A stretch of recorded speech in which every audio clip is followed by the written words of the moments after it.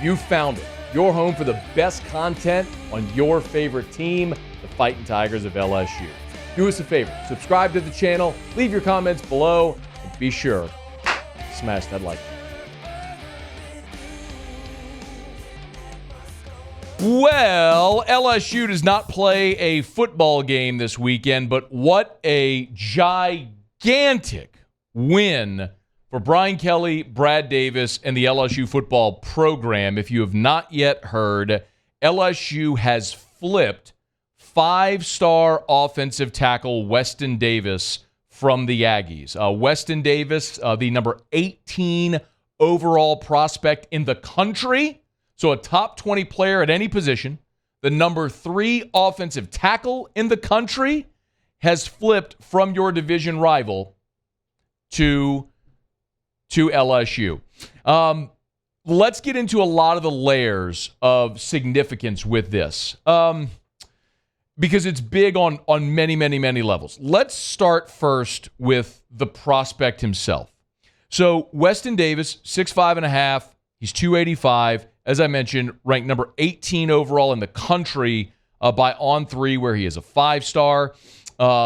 This is a guy from Beaumont, so from the state of Texas, who had been committed to Texas A&M and now flips from A&M to LSU. He is the highest rated prospect in LSU's class as well. Now with this commitment, the On3, the composite has him as a 4-star, but On3 has him as a 5-star, the number 18 overall prospect in the country. So hat tip to Brad Davis, to Brian Kelly, and this LSU staff for pulling off this flip of Weston Davis. A few things.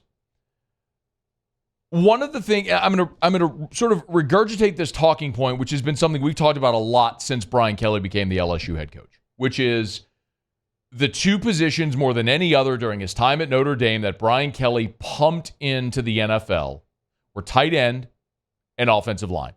We've been through it a million times. I don't need to go over all the names again. You know. And since he's come to Baton Rouge, that has not slowed at all. He is not disappointed in any way.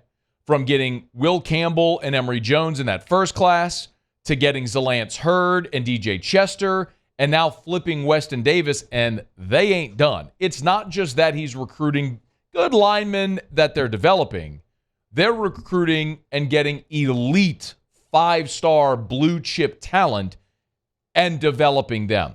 It also helps when you can go to any one of these top 5-star prospects and say, we'll play as a freshman. Look at what we did with Will Campbell and Emory Jones. I would also not minimize the fact that this is a kid from the state of Texas who is committed to Texas A&M in your division, and you flipped him. And LSU probably is not done flipping prospects just yet. I'll get to that in a second. But the overall LSU class right now is at 26 commitments. And I think that number is really significant because it's worth reminding you that the rules had been for a long time that there was a hard cap of 25. You couldn't sign more than 25. So sometimes you had to be really intentional with your committable offers because you could only sign 25. There were a lot of years where there were prospects you wanted to take, but you had to sit and wait until signing day to see if you were going to have space for them. Guys like Foster Morrow, guys like Lloyd Cushenberry, Justin Jefferson, guys that were at the lower part of your class that had to wait to see if they were going to have a spot on signing day. Well, this isn't one of those, but the other point is you don't have to worry about that anymore because there is no hard cap. You can sign as many players as you want. You just can't go over 85 on the scholarship numbers. So LSU right now is at 26. They got 26 commits, but they may not be done. As I mentioned, there are at least 2 more 5-stars currently committed to Texas A&M that LSU has firmly in their crosshairs. One is Terry Bussey. Terry Bussey has visited LSU a couple of times already. He's a 5-star athlete out of Timpson, Texas, and he's On3 has him as the number 22 prospect nationally. So Terry Bussey is a guy that many think will ultimately decommit from Texas A&M, and LSU would be on the short list. So that's one worth keeping an eye on. And the other is Dominic McKinley. Dominic McKinley is the number 29 prospect in the country. He's a defensive lineman out of Acadiana High School there in Lafayette, who was down. LSU and A&M were among his finalists. He picked the Aggies. LSU has not stopped recruiting him. And I'm here to tell you, if you look at Texas A&M, and they play South Carolina this weekend, and they still got to play Ole Miss, and they still got to play LSU. And Jimbo last year, after a 5-7 season, we all know if he didn't have the massive buyout, would have been gone. But another disappointing season in College Station, which it already is, pile 2 more losses on that and go 7-5, they're going to pay Jimbo Fisher's buyout. And watch that class fall apart. So if you're an LSU fan, you're already cheering against Texas A&M. Here's even more reason to do it because you just flipped a 5-star offensive tackle, and there's at least 2 more 5-stars in that A&M class currently that you might be able to get in the boat in Baton Rouge soon as well. You know, the other component here is looking ahead to what the offensive line looks like in 2024. And it's so interesting because a year ago, we were there were a lot of you who were questioning Brad Davis. And I don't necessarily fault you because you could look at the product and say, man, LSU's offensive line was really bad. But as we often say, context matters. You used 6 line combinations in your first 8 games. You had 2 true freshmen starting at tackle in the SEC. As an LSU fan, you've come to expect an elite level regardless of circumstance. And I will always say, maintain that level of expectation. Never let that level of expectation dip, because when you do, that's when you start to accept lesser results. I'm not saying accept lesser results, but sometimes context matters as to why things are what they were and what you inherited and how you had to turn over that offensive line. Well, as the season went along last year, the line got better, and this year they're damn dominant. And look ahead to next year, you know you've got Jones and Campbell back and Zalance Hurd. But your 3 interior offensive linemen could all choose to return. Charles Turner signed in 2019. He and John Emery are the only 2 players remaining from the national championship. And Josh Williams, by the way, those 3.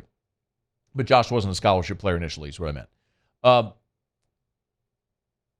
Charles Turner could take advantage of the COVID year and come back for a 6th season next year. Garrett Dellinger, who has been really understated, he's been very good this year, and Miles Frazier could both come back next year as well. So you could return your entire starting 5. Even if you hypothetically say, let's assume all 3 interior players leave, you've still got Jones and Campbell. You've got Zalance Hurd, that's 3 5-stars. And DJ Chester has done very well for himself as your backup center this year, who was one of the highest rated prospects in the class a year ago, or in this freshman class. So right there, you're talking about 4 blue chippers. And then you have another 5-star in Weston Davis coming in, and you could always supplement however you need to. And then you've got other players who are scholarship guys that have waited their turn and bided their time. Kimo Makaneoli. Obviously, you could have Marlon Martinez come back and start at left guard.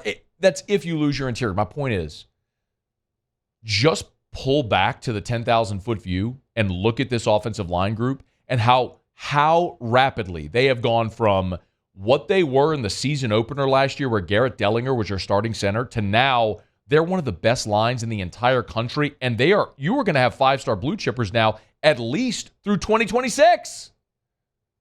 Brian Kelly knows the offensive line. Brad Davis knows how to recruit and develop it, and that is a huge, huge part of this entire offense continuing to flourish. Maybe not at a historic level like this one is. There's a lot of factors that weigh in there.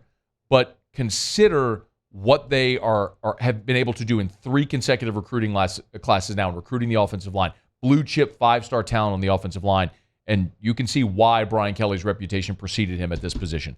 5-star Weston Davis flips from Texas A&M to LSU. LSU don't play this weekend, but they got a major win nonetheless. Hey, thanks so much for watching.